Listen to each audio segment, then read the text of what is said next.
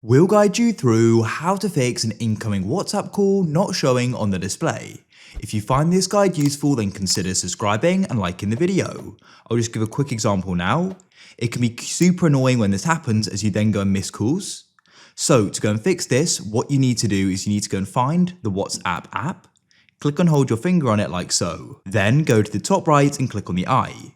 What you need to do is go into notifications and you need to switch on allow notifications. After you've done that, make sure they're allowed here in the types as well. Then you can go and press back like this. What's also worth doing is just going into the storage as well, and you can go and clear the cache like so, just goes and refreshes everything. Now that should go and fix the problem. I'm going to go and make the call as you can see, and it should then go and appear on my phone. As you can see, it's that simple. If you found this guide useful and you want to go and see more, then please consider subscribing and liking the video. We've got a lot more guides like this on the channel and a lot more to come.